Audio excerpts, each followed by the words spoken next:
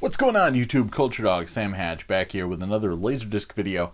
This is just going to be a quick one, just because got to do some sort of tribute to the legacy and memory of Neil Peart, who we all learned had passed away on Tuesday of this past week, and just found out on Friday. And there's been a ton of great tribute videos already popping up all over YouTube, and I figured I've shown these before in my LaserDisc music video collection series, twice I think already, but why not? Let's just go over my Rush LDs. And by no means is this a quote-unquote complete collection, because there are so many different variants, pressings, etc. And then there's also some Rush appearances on other movies and collection videos, and there's like a big money single, etc. So there's so many other things that I don't have. So this is just my personal collection, and I'll just give you a little bit of a rundown as to when I got it, and what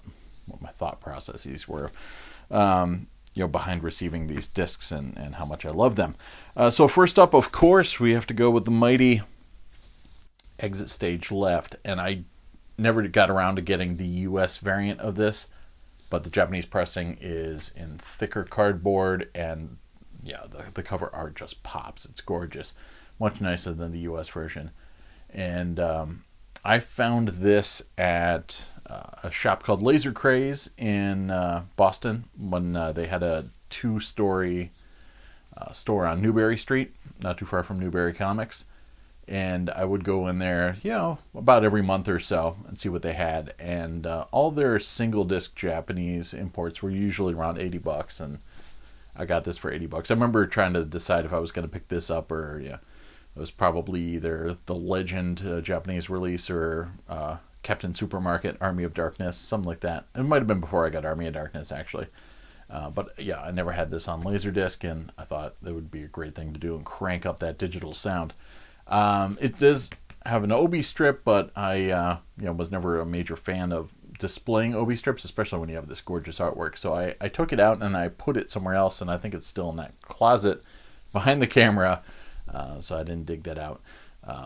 But I love this release. If I ever had any complaints about it, it would just be that it was too short, especially considering how epic the album itself was. You would imagine the home video release to be even more epic, and have the tracks that they couldn't fit on the record, that sort of thing. But this is a little too short. It just leaves you wanting a little bit more. But I used to love cranking up Xanadu on here. I love that was on here, and a little bit of Bytor and the Snow Dog in the medley. Great stuff.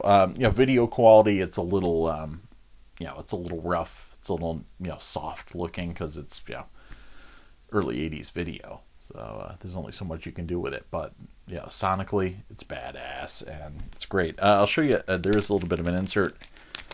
There have been numerous Japanese pressings of this as well. So this is just one of many. Video Arts Music Incorporated.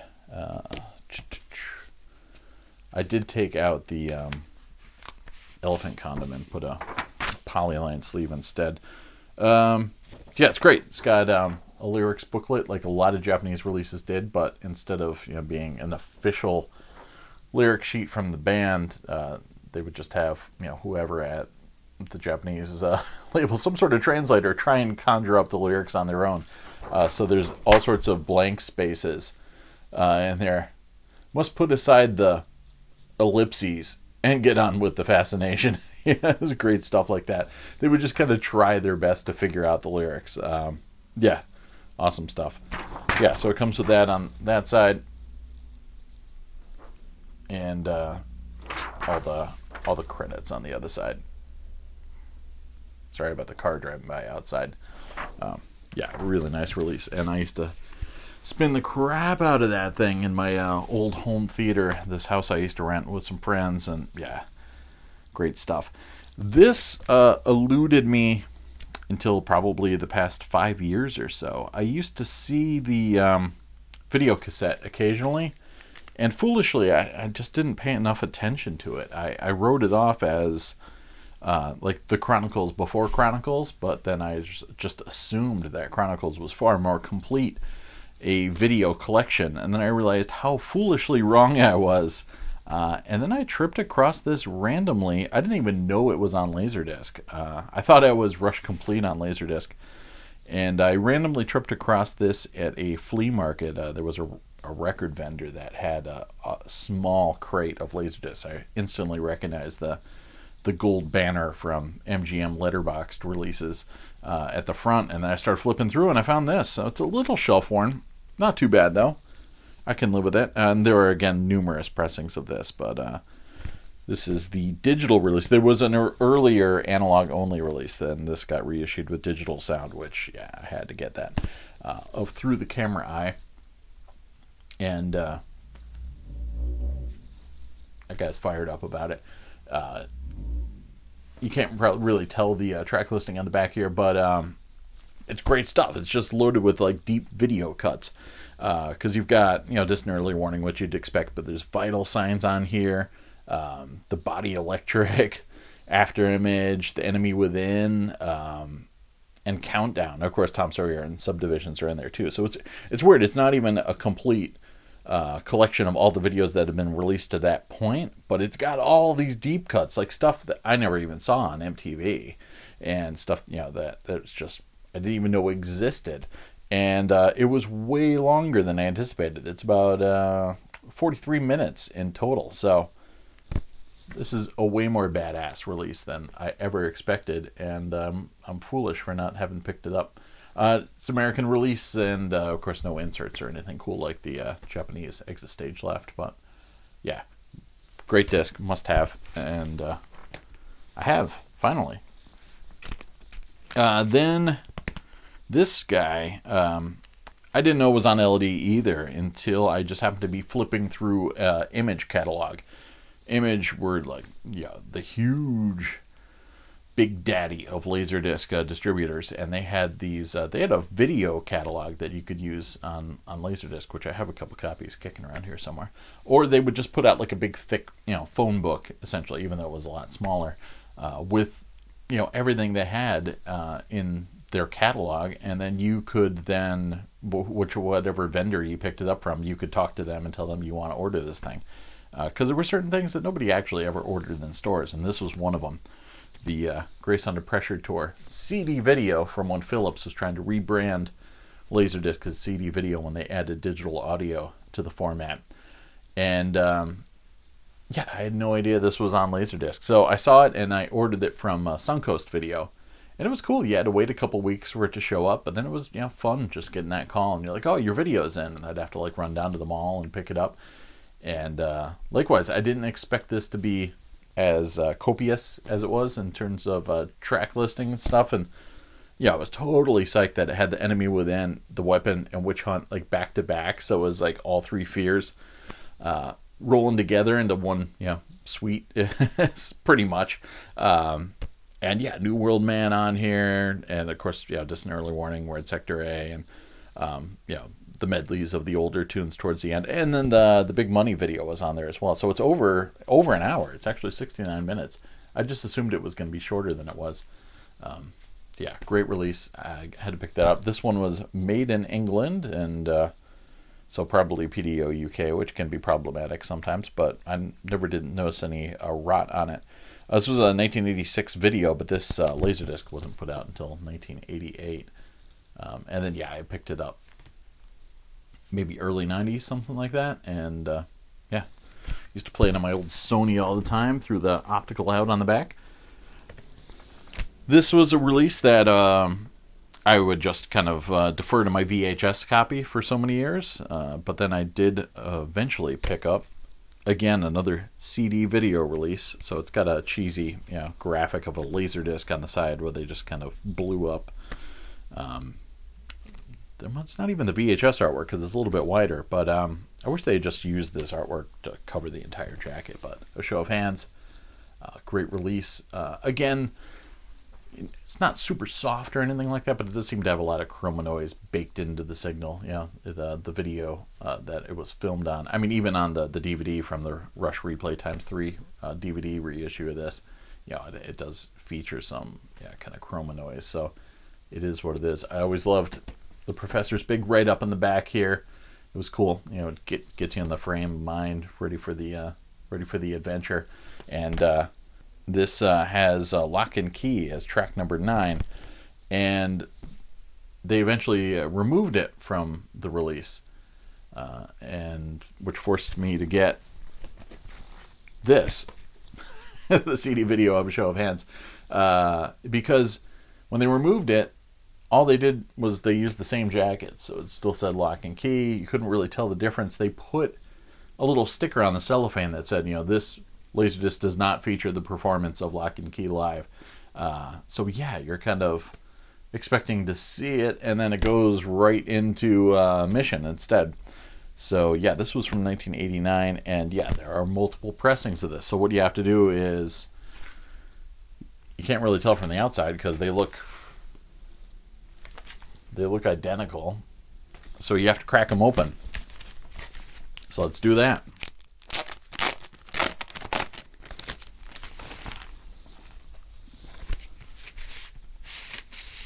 The original issue with Lock and Key, I like it. It's got a cool CD video polyline sleeve here, and of course the poke through the edge.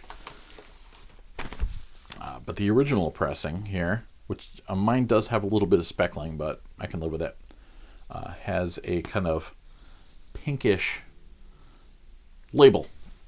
So look for that, and then you'll know that you have the earlier pressing. And the other one, the later reissue, there, has, and this one's from DADC USA, so also no stranger to laser rot, but this one's been in pretty good shape. But it's got a white label, so if you're ever looking for these on eBay or something, and the owner actually took a picture of the discs themselves, look for the label, and you can determine which one you want. So I've got both just for fun, and yeah, great release. And this one, was kind of more what I was expecting when I got Exit Stage Left, 95 minutes. So yeah, full big ass show. Yeah, also available on VHS, which I have kicking around somewhere. But Show of Hands, great release. And yeah, because there wasn't much of a Rush video presence in the 90s in terms of a collection or live releases, and they were working on a live release that just didn't happen for different stages. So there was the possibility that had that come to fruition, it could have been a LaserDisc, but we have to tap out here the 1990 compilation, which I referenced before, Chronicles. It's got a little bit of shelf wear. This and myself have been through quite a little bit of trauma. I went to one of the Suncoasts in my state. There was a number of them, but one was at a mall out on the corner of a couple different towns, but it was called the West Farms Mall, and they had a pretty decent LaserDisc selection at that Suncoast. So I went out there one weekend in my old 70s Cutlass Supreme. It was a badass car. It had power windows for like an early 70s ride, and it was a nice ride, except that the electrics were totally aberrant. You never know when it was going to work. Sometimes you had to drop it into neutral, and then it would start, and all sorts of weird things happen. And it just crapped out of me on this little turnabout that turned into an on-ramp for one of the local highways. So I'm sitting there, and I'm like, what the hell am I going to do? And this was, there weren't really cell phones in everybody's hands. But believe it or not, there was a person behind me, well, probably because I was in a pretty rich town, who had a cell phone and helped me call my parents. And so they were surprised because, why the hell am I calling them from the road? What's going on here?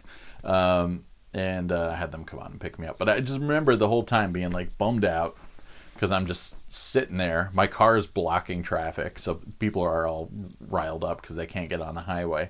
And I'm just sitting there trying to get in some shade because it was pretty toasty. And thinking, this whole thing with the car sucks, but at least I got that Rush LaserDisc in there. I can't wait to get home and check that out. So we eventually, we got the car started, and we just drove it to a church nearby and just left it there, abandoned it, and drove home. And I'm like, well, nothing I can do now. Let's fire up Chronicles. And again, it's got that cheesy like drawing of a LaserDisc on there. Yeah, they could have just used that artwork and expanded it and made it take over the full jacket, but whatevs. And again, I foolishly believed that this was a relatively complete collection of videos at the time, not having owned Through the Camera Eye at that point. So when this was reissued on DVD, they added on After Image and The Enemy Within, if I remember correctly, as Easter eggs. But on this one, there's still no countdown or vital signs or anything like that. So it's mostly the hits. But I appreciated that in some older stuff, Closer to the Heart and the Trees and everything like that. I wasn't expecting anything pre moving pictures to be on here. So pretty tasty lineup and a decently lengthy video collection, 59 minutes. So yeah, just shy of an hour. And I did have the CD 2-disc counterpart as well. And watch the heck out of this thing. Always love the Mystic Rhythms video. It's really cool stuff. Of course I love a lot of these videos, but that one in particular I remember really grooving on. And so that's the Rush LaserDisc collection. I was gonna show like my DVDs and Blu-rays and stuff like that, but I'm sure everybody's got those same ones. But we'll see. Maybe I'll drop those as well.